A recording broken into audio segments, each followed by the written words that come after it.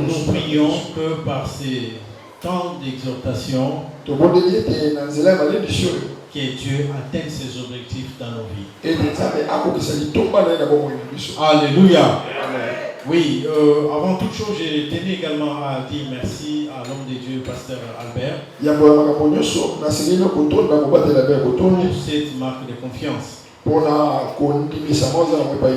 Il est l'un qui croit fermement à mon ministère. J'ai beaucoup d'amis, des pasteurs, mais je vous dirais, c'est lui qui croit en mon ministère comme pasteur Albert. Ils ne sont pas trois. Et je le suis infiniment reconnaissant. Alléluia. Amen. Donc je serai toujours disponible. Alors, nous allons lire 3 passages. Et après quoi je ferai mon exégèse et je vais annoncer la pensée de Dieu. Genèse chapitre 27, 41 et du 41 au 46e verset. J'ai lu au nom de Jésus. Amen. Ésaü conçut de la haine contre Jacob à cause de la bénédiction dont son père avait béni. Et Ésaü disait en son cœur, le jour du deuil de mon père vont approcher et je tuerai Jacob mon frère. On rapporta à Rebecca les paroles d'Ésaü, son fils aîné. Elle fit alors appeler Jacob son fils cadet et lui dit, voici Ésaü ton frère veut tirer vengeance de toi en te tuant. Maintenant mon fils, écoute ma voix, lève-toi, fuis chez Laban, mon frère à Charan, et reste auprès de lui quelque temps, jusqu'à ce que la fureur de ton frère s'apaise, jusqu'à ce que la colère de ton frère se détourne de toi et qu'il oublie ce que tu lui as fait. Alors je te ferai revenir. Pourquoi serais-je privé de vous deux en même jour? Rebecca dit à Isaac, je suis dégoûté de la vie à cause des fils des Heth. Si Jacob prend une femme comme celle-ci parmi les filles des Heth, parmi les filles du pays, à quoi me sert la vie? Nous sommes dans Ruth chapitre 1er. Nous allons lire le premier verset. Ruth chapitre 1er. Du temps des juges, il y eut une famine dans le pays. Un homme Bethléem de Juda partit avec sa femme et ses 2 fils pour faire un séjour dans le pays des Moab. Le nom de cet homme était Elimelech, celui de sa femme Naomi, et ses 2 fils s'appelaient Machlon et Kiljon. Ils étaient Éphrasiens de Bethléem de Juda. Arrivés au pays des Moab, ils fixèrent leur demeure. Alléluia. Amen. Et à la fin, nous sommes dans notre texte central qui nous conduit toute cette année. Et Zacharie 6 et 4 plutôt. Je suis au verset 6. Alors reprit et me dit, c'est ici la parole que l'Éternel adresse à Zorobabel. Ce n'est ni par la puissance ni par la force, mais c'est par mon esprit, dit l'Éternel des armées. Qui es-tu, grande montagne devant Zorobabel? Tu seras aplani. Il posera la pierre principale au milieu des acclamations. Grâce, grâce pour elle. La parole de l'Éternel me fut adressée en ces mots. Les mains de Zorobabel ont fondé cette maison et ses mains l'achèveront. Et tu sauras que l'Éternel des armées m'a envoyé vers vous. Alléluia. Amen. Oui, nous avons ici 2 textes similaire. C'est vrai, quand on parle de texte similaire, et c'est par rapport à la motivation et les événements autour de ces textes. D'une part, nous savons tous l'histoire d'Ésaü et Jacob, comment Jacob avait dribblé son frère sous l'orientation de sa mère. Et à la fin, cela a créé l'animosité auprès de son frère Ésaü, qui a planifié tirer vengeance sur son frère. Et il voulait tuer son frère. Et l'histoire a été rapportée auprès de sa maman Rebecca. Et montre encore une stratégie pour envoyer son fils loin. Donc son fils est allé en exil parce qu'il était en insécurité. Sa vie était menacée. Son intégrité physique était menacée suite au plan de son frère. Mais de l'autre part, on voit également Ruth. Et nous voyons Elimelech qui est le mari, qui fut le mari de Ruth, de Naomi, qui il faisait face aussi à une situation qui menaçait leur vie, c'est-à-dire la famine. Bethléem faisait face à la famine. Et il fallait trouver une solution. Ils ont préféré aussi fuir, quitter la cité ou la maison du pain pour aller trouver le pain ailleurs. Donc, et Jacob et Elimelech faisaient face aux menaces. Donc c'était une menace due à sa vie, à l'atteinte de sa vie. Tandis que Elimelech, leur vie était menacée par manque de pain. Et il fallait faire un choix. Il fallait prendre une décision. Mais malheureusement, tout choix et toute décision n'ont pas eu le même résultat. Alléluia. Amen. Vous devez savoir une chose, bien aimé dans le Seigneur. La vie se résume autour de choix et décisions. Notre vie se résume autour de choix et de décisions. C'est que vous êtes là maintenant et les résultats des choix et décisions que vous avez pris. Le matin, vous avez eu le choix de continuer à dormir ou de vous réveiller. En vous réveillant, il y avait aussi deux options. S'habiller directement sans se laver, ou se laver et s'habiller. Après,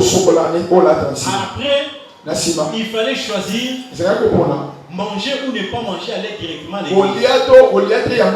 Même les habits que vous avez portés, un sujet de choix, un sujet d'une décision prise. Alléluia. Amen. Donc il faisait face aux menaces. Et il fallait porter sur un choix. Trois choses qu'il faut savoir sur le choix et décision, bien aimé dans le Seigneur. Nos choix et décisions sont intimement attachés à notre vie et déterminent notre destinée. Deutéronome 30:19. J'en prends aujourd'hui à témoin contre vous le ciel et la terre. J'ai mis devant vous la vie et la mort, la bénédiction et la malédiction. Choisis la vie afin que tu vives, toi et ta postérité. Donc les enfants d'Israël, Dieu a résumé leur vie, leur destinée autour de choix qu'ils devaient apporter. Nous avons toujours plusieurs options à prendre. Adam et Ève, leur survie au jardin dépendait de choix qu'ils devaient opter. La décision qu'ils devaient prendre face à l'arbre de la vie ou l'arbre de la connaissance du bien et du mal. Alléluia. Amen. La deuxième des choses, nous devons savoir que nos choix ou nos décisions seront toujours toujours soumis à l'épreuve du temps. Car seul le temps révèle la qualité de nos choix. Nos choix et décisions seront toujours soumis à l'épreuve du temps. Jacob a accepté de quitter, de fuir, de quitter la maison de son père et de sa mère. Elimelech et ses enfants ont aussi pris la même décision. Mais c'est le temps qui a défini qui avait pris la bonne décision. Alléluia. Amen. Troisième élément qu'il faut savoir sur le choix et les décisions, les conditions du départ n'attestent en rien sur la qualité de nos choix et décisions. Les conditions de départ, le point initial, n'atteste en rien sur la qualité de nos choix et décisions. Rappelez-vous, Jonas a obtenu tout ce qu'il avait besoin pour aller en dehors de la volonté de Dieu. Il voulait aller vers Ninive. Il a trouvé le bateau. Il avait le moyen. Il y avait la place disponible. Mais ces conditions de départ ne sont pas que sur la qualité de sa décision. Les obstacles ou la facilité dans notre chemin n'attestent pas sur la qualité de nos choix et décisions. Rappelez-vous, pour trahir le Seigneur Jésus-Christ, Judas Iscariot n'a fait face à aucune opposition ni obstacle. Quand on te dit Tikanzelawana, c'est pas parce que c'est facile, tu les portes, tout s'ouvre. Ça veut dire que Dieu, tu as pris la bonne décision. Et les obstacles dans le chemin, il faut aussi nous dire que nous avons pris une mauvaise décision. Alléluia. Amen. Mais quand vous regardez maintenant Elimelech, ce qui leur différencie, c'est à leur retour. Genèse 28, 11 à 15. Vous pouvez lire à la maison. Mais ce qui est intéressant, Jacob, à son retour, au retour de son exil, il va se coucher, il a fait un songe. Non, il a fait plutôt une prière. Il dit, Seigneur Dieu, toi qui a été avec moi, voilà que je peux traverser cette rivière avec mon bâton. Mais là je rentre. Je suis devenu, je rentre en ayant deux camps. D'autres versions disent je rentre en ayant deux armées. Il a été comblé de biens. Il a été comblé de richesses. Alors qu'il prenait au point de départ, il n'avait qu'un bâton. Par contre, quand on va dans Ruth 1,19, Ruth à son retour, les gens étaient scandalisés de voir Ruth. Elle avait tout perdu. Mais les gens se posaient la question, est-ce là Naomi plutôt? Elle leur dit, ne m'appelez pas Naomi, appelez-moi Mara, car le Tout-Puissant m'a rempli d'amertume. J'étais dans l'abondance à mon départ, et l'Éternel me ramène les mains vides. Alors que Jacob, dès son départ, il partait mains vides. Il est rempli de richesses et de biens. Naomi, par contre, il partait en abondance. Elle retourne dépouillée de tout. Deux décisions similaires pour se sauver, pour se protéger, mais les conséquences étaient différentes. Pourquoi? Qu'est-ce qui fait la différence entre ces deux? C'est là même que j'ai tiré mon sujet. Ce qui a fait la différence entre les deux, c'est l'approbation de Dieu. C'est l'approbation de Dieu. Pourquoi j'ai dit aujourd'hui, Église? Mon sujet aujourd'hui, j'ai dit l'approbation divine, témoin d'achèvement dans la gloire. Ici, quand je parle de témoin, prenons le témoin comme cette lampe qui certifie qu'il y a du courant. Dans le stabilisateur, il y a toujours une lampe rouge qui signifie qu'ici il y a du courant. Alléluia. Donc pour dire que là où il y a l'approbation divine, ça certifie que votre achèvement sera glorieux. Alléluia. C'est quoi l'approbation? Les Français disent c'est le fait d'approuver. L'accord que l'on donne, ou un jugement favorable. Mais par contre, quand on parle de l'approbation divine ou l'approbation de Dieu, signifie que nous remettons nos vies entre ses mains. Afin d'agir chaque jour selon sa volonté. Afin d'agir chaque jour selon sa volonté.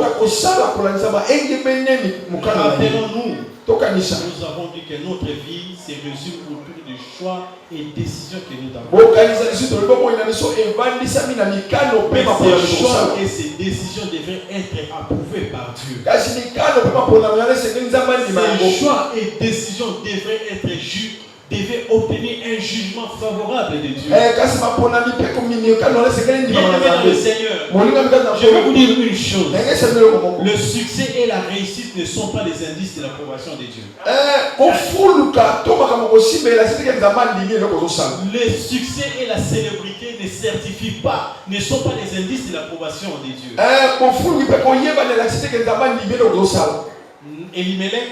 Elimelech, sa femme Naomi, et ses deux enfants étaient tous d'accord de prendre cette décision. Je me dis que s'il y a eu vote dans leur foyer, la décision avait obtenu la majorité absolue. C'était une décision unanime. Mais retenez bien aimé, l'unanimité n'est toujours pas l'expression de l'approbation de Dieu. L'unanimité, être d'accord autour d'une décision, n'est toujours pas l'expression de l'approbation de Dieu. Église, retenez bien, Dieu n'est ni dans la majorité, ni dans l'unanimité. Il reste toujours et toujours figé dans sa parole et dans sa volonté. Vous pouvez être unanime face à une décision, mais que la parole et la volonté de Dieu désapprouvent. La majorité peut accepter une décision que la volonté et la parole de Dieu désapprouvent. Notre problème, ce n'est pas d'être dans le camp de la majorité, ni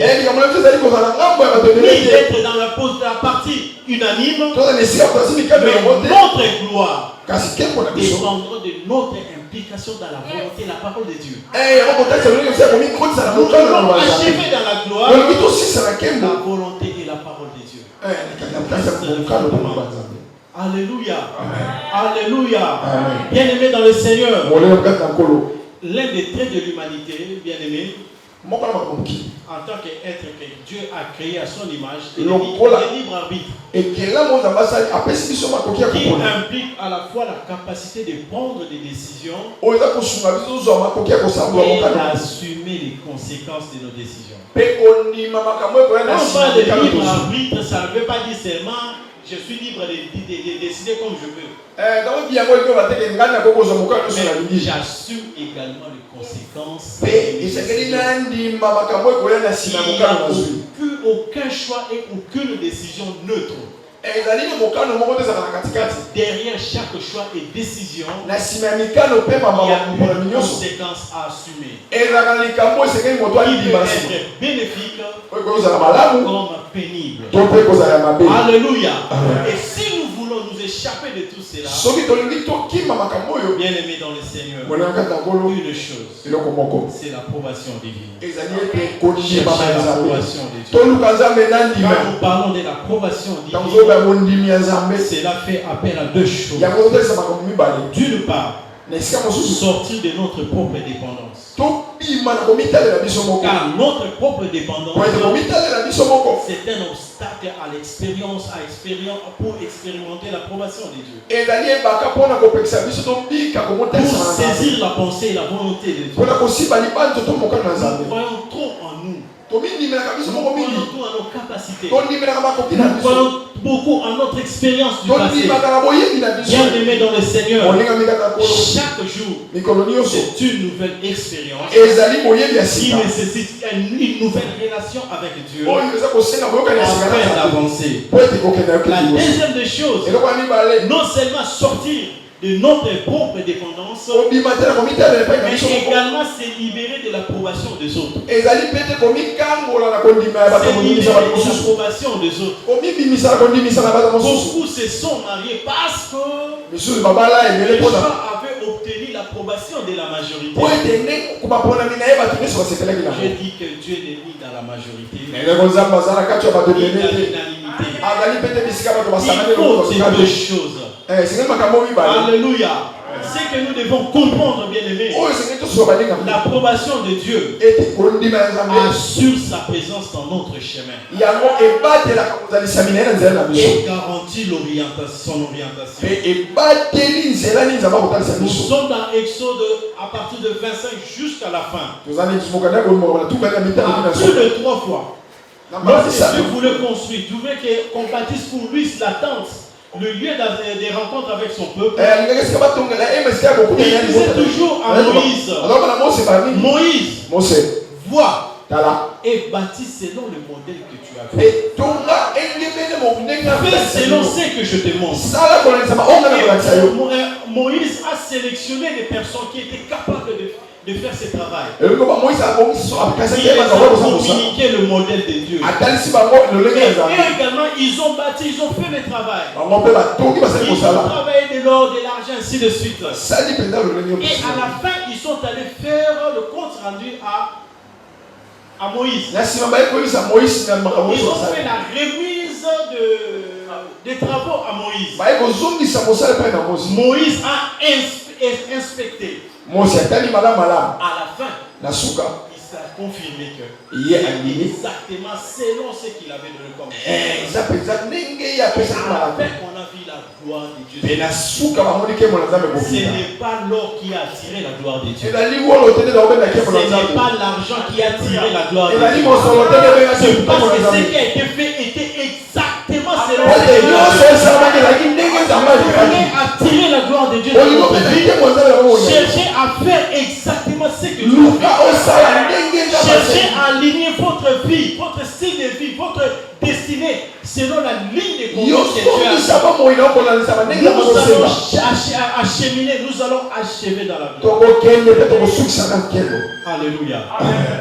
Même David, quand il a construit le temple, il a fixé les mesures selon ce que Dieu lui avait montré dans le son. Et quand il a légué les instructions à son fils Salomon, à la fin les gens disent toujours non, Salomon en dépit du nombre de mbeka que Salomon avait. Si le temple ne correspondait pas au modèle de Dieu, rien n'allait se passer. Rien n'allait se passer. Parce que ça répondait exactement.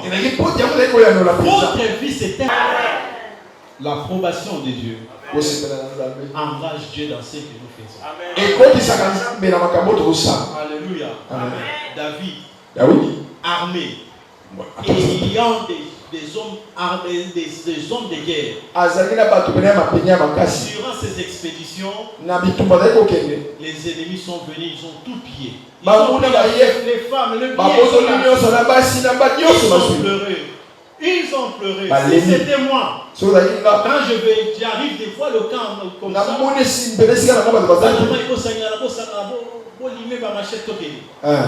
mais David, 1 Samuel 38, la Bible dit, et David consulta l'Éternel en disant, poursuivrai-je cette troupe? L'atteindrai-je? L'Éternel lui répondit, poursuis, tu les atteindras et tu délivreras. Il avait tout. L'art de la guerre, la stratégie de la guerre. Il avait les armes et les hommes. Mais il voulait se rassurer de la situation des Dieu. Est-ce qu'engager cette guerre, tu es d'accord avec? Est-ce que poursuivre cela, tu es d'accord avec? Je vais vous partager une histoire. Là où je travaille,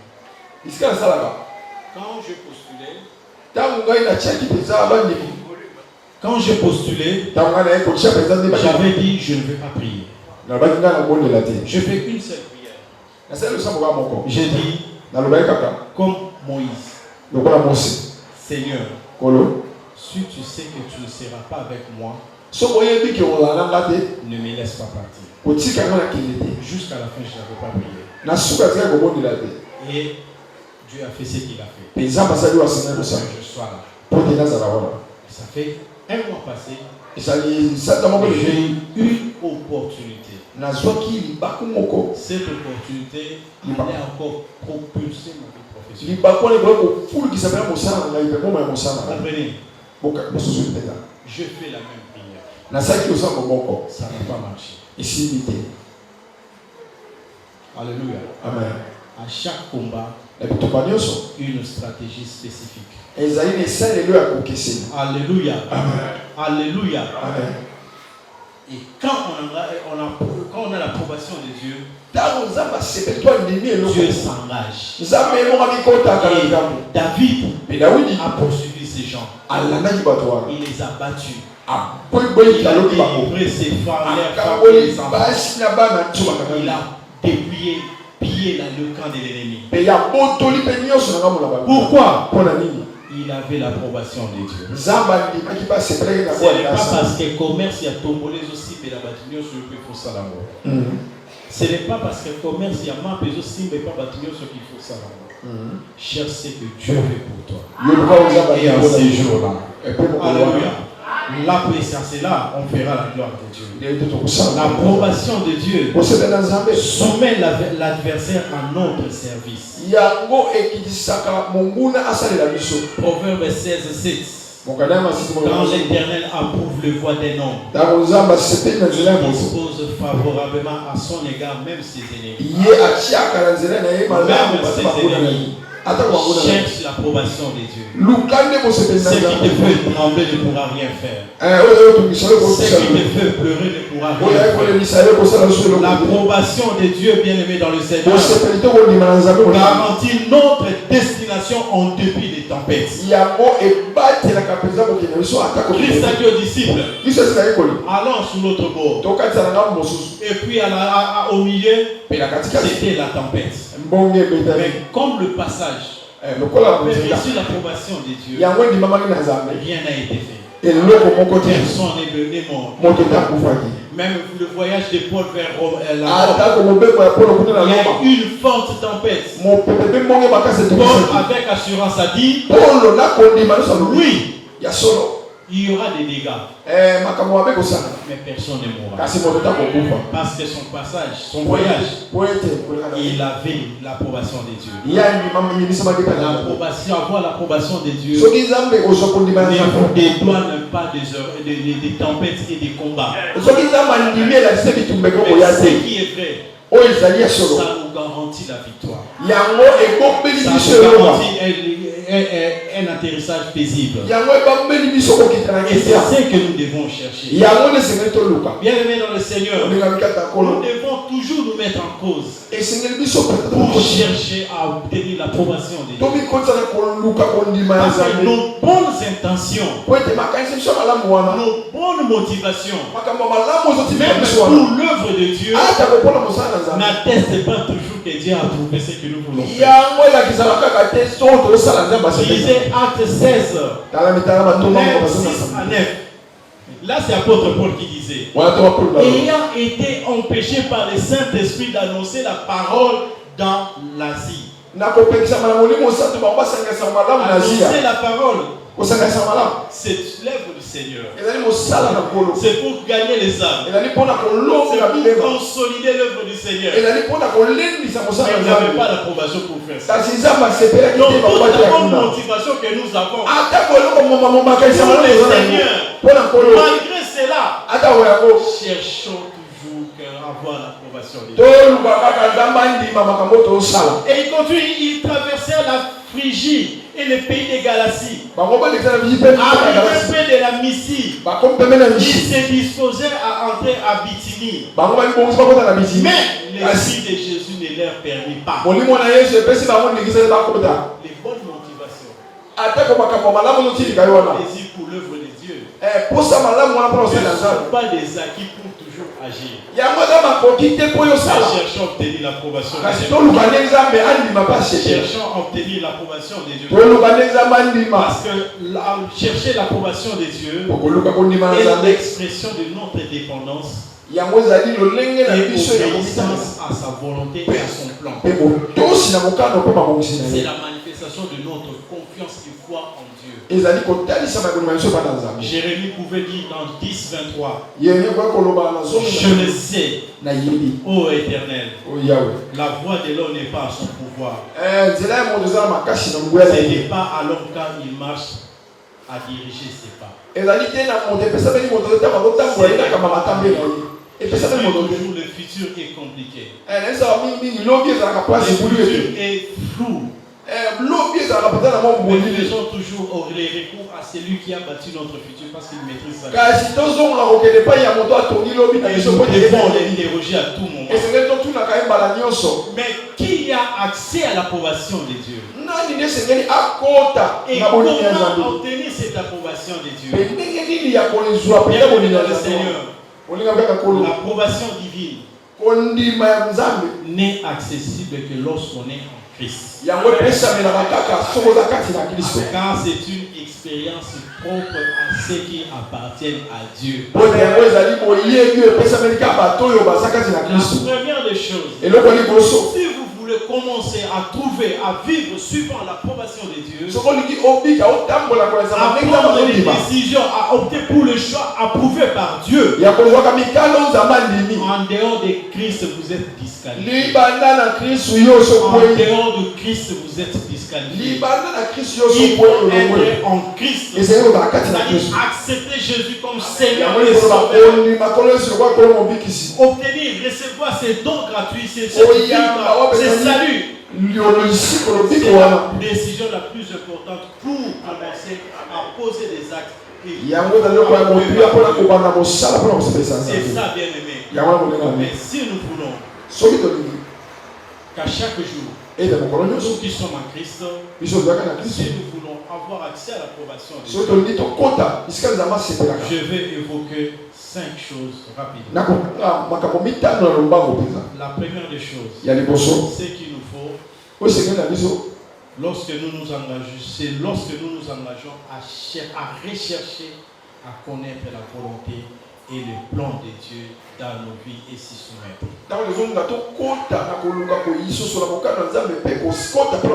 Je parle de rechercher. Un processus continuel. Un processus continu. C'est-à-dire chercher toujours. J'ai suivi même un homme de Dieu dire qu'à chaque fois que tu veux prendre une grande décision dans ta vie, il faut chercher Dieu. Il faut chercher à connaître la volonté de Dieu. Moi, je dis, quelle erreur. Quelle erreur. On cherche à connaître la volonté de Dieu, même pour des décisions qui semblent être inutiles. Ok, depuis un rendez-vous, tu dis Seigneur, tu veux que je m'habille comme ça. Comme il peut avoir une place à rendez-vous, tu vois les gars sortir, une chemise à rouge au côté. Et puis, il y a la boutou dans l'autre, on a fait ça qui a tout le monde à la taille chemise à rouge. C'est quoi la taille chemise à permis? Vous comprenez? Ça semble être inutile. Chaque jour, tu sais que celui qui est dedans pour la bimarabo, il a quatre ici. Mais pose toujours la question à Dieu. Quel chemin prendre? Vous ne savez pas qu'est-ce qui peut arriver dans vos vies. Alléluia. Psaume 105, verset 4. Ayez recours à l'Éternel et à son appui. Cherchez continuellement sa face. Cherchez continuellement sa face. Sa face est attachée à sa volonté. Sa face est attachée à sa présence. Sa face est attachée à sa gloire. Recherchons continuellement. Mettons toujours en cause notre expérience. Mettons toujours en cause nos compétences. Mettons toujours en cause nos relations. Pour toutes choses, cherchons continuellement la volonté de Dieu. La deuxième des choses, c'est laisser deux. Ne vous conformez pas au siècle présent, mais soyez transformés par le renouvellement de l'intelligence. Soyez transformés par le renouvellement de l'intelligence. Notre intelligence humaine est saturée par des informations. Des informations polluées. Des informations manipulées.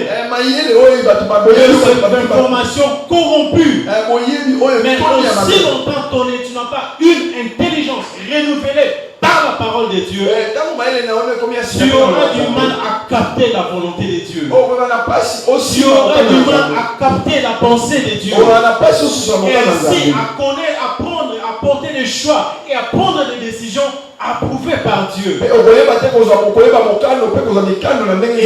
gloire sera loin de nous. Psaume 51, 12. Après que David ait commis l'adultère et le meurtre, pendant son temps de repentance, oh Dieu, crée en moi un cœur pur. Renouvelle en moi un esprit bien disposé. Dieu implique également des choses dont nous ne sommes pas disposés à faire. J'ai terminé le premier travail que je comme c'était un travail à durée déterminée, je vivais avec 40% de mon salaire. Et j'ai épargné 60. J'ai épargné à la fin de mon contrat, j'avais beaucoup d'argent. C'était en 2006. J'avais beaucoup de réflexions dans ma tête. Faire un voyage, me lancer dans les affaires, faire telle chose. J'ai dit non. Je ne veux pas aller au Congo central alors que Dieu m'attend dans Libongo. Je suis allé prier. J'ai prié. J'ai prié. Dieu m'a dit, cet argent m'appartient. Cet argent m'appartient. Cet argent m'appartient. Premièrement, j'avais dit, mais après, j'ai dit, il n'y a aucun regret à faire quelque chose pour Dieu. Bien aimé dans le Seigneur. À l'époque, je priais dans une église. J'ai amené cet argent dans l'église. J'ai dit au pasteur, voilà ce qu'on doit faire. On a pris cette somme. On est allé donner ça au mois de janvier. On a donné ça au bailleur.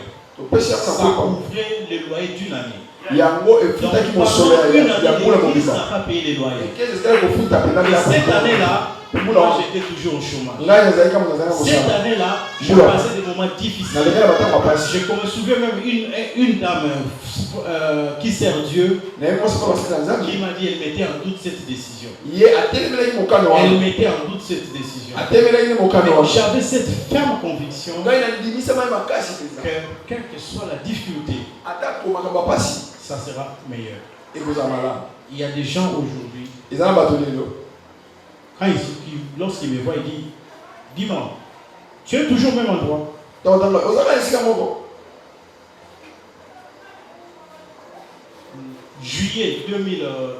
Novembre 2011. À avril 2014. J'ai démissionné 3 fois. 3 fois. C'était pas ma politique. J'ai démissionné dans une banque. Je suis allé dans une société de télécommunications. Après 7 mois, j'ai démissionné. Je suis allé dans une autre société de télécommunications. Après 1 année et 3 mois, j'ai démissionné. Et je sais que Dieu fera encore. C'était difficile. Mais à la fin, tu vas récolter. Ce qu'il faut, fais usage de la sagesse divine. Comment faire pour jouer notre rôle dans le processus de prise de décision? Tu as besoin de la sagesse divine. La sagesse qui vient d'en haut. Et Jacques a bien dit ça dans Jacques 1,5. Si l'un de vous manque de sagesse, il demande à Dieu qui la lui donnera. Bien-aimé dans le Seigneur, la sagesse humaine, naturelle, est corrompue. Ça peut ruiner ta vie. Chaque jour, demande la sagesse divine. Demande la sagesse d'en haut. Et également, pour certains cas, il faut être disposé à accepter à repartir à zéro. Hébreux 11:24. Moïse était bien chez le pharaon. Il vivait bien. Il avait tout. Mais il n'était pas dans le processus de la manifestation de la gloire de Dieu. C'est par la foi que Moïse, devenu grand, refusa d'être appelé fils de la fille. Il a accepté de repartir à zéro afin d'entrer dans le processus de la manifestation de la voix de la gloire de Dieu. À un moment donné, ça va demander que tu mettes fin à tes relations. Ça va demander des fois que tu déménages. Ça va demander des fois que tu renonces à ce qui fait ta fierté. Parce que tu veux avoir mené une vie approuvée de Dieu par Dieu. Qui engage pour un achèvement glorieux. Et enfin, c'est mettre à la disposition du Saint-Esprit. C'est mettre à la disposition du Saint-Esprit. Romains 8:6 dit, et même aussi l'Esprit nous aide dans notre faiblesse. Laissons-nous à la disposition du Saint-Esprit. Psaume 143:10 dit, enseigne-moi à faire ta volonté, car tu es mon Dieu, que ton bon esprit me conduit sur la voie droite. Le Saint-Esprit connaît le parcours qu'il te faut pour achever dans la gloire. Le Saint-Esprit connaît le chemin, la voie qu'il te faut pour expérimenter cette gloire. Mais restons-nous disposés entre ses mains. Laissons-nous être disposés entre ses mains. Car c'est l'outil par excellence pour expérimenter et vivre la gloire de Dieu. Église, je viens vous interpeller aujourd'hui. Quand le passage, je verrai que le sujet que j'avais donné au passage c'était un peu différent. Et après, quand je prends, j'ai encore une idée que je vais vous enseigner ici sur vivre la gloire de Dieu par ses offrandes. Mais quelques jours, j'allais au travail. J'ai senti cette pensée flasher. J'ai lutté. Mais hier, ça coulait à flot. Et j'ai compris Dieu veut que nous revoyons des choses. Dieu conditionne notre achèvement dans la gloire par une vie approuvée par lui. À prendre des décisions, à porter des choix approuvés par lui. Et je suis convaincu qu'on va achever cette année dans la gloire. Que Dieu bénisse sa parole.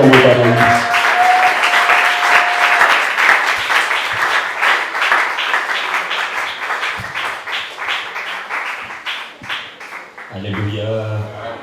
Est-ce qu'on peut prier, bien-aimé? Après un message aussi profond, nous avons besoin d'être affectés par le Seigneur. Écouter les voix par lesquelles Dieu veut que nous soyons approuvés par lui.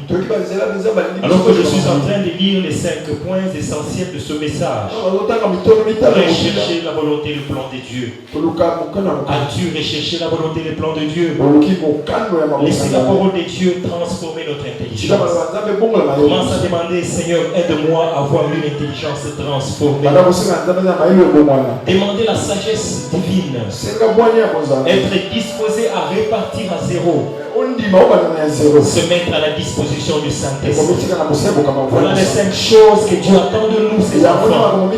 Si tu vois, nous avons reçu Jésus comme notre Seigneur et notre Sauveur. Dieu veut que nous puissions achever dans la gloire en étant approuvés par lui. Est-ce que tu peux commencer à demander au Seigneur sa grâce? Dis, Seigneur, j'ai besoin de ta faveur. Donne-moi de rechercher ta volonté. Donne-moi de marcher dans ton plan. Donne-moi d'être transformé en intelligence par ta parole. Commence à parler au Seigneur. Est-ce que vous ce matin?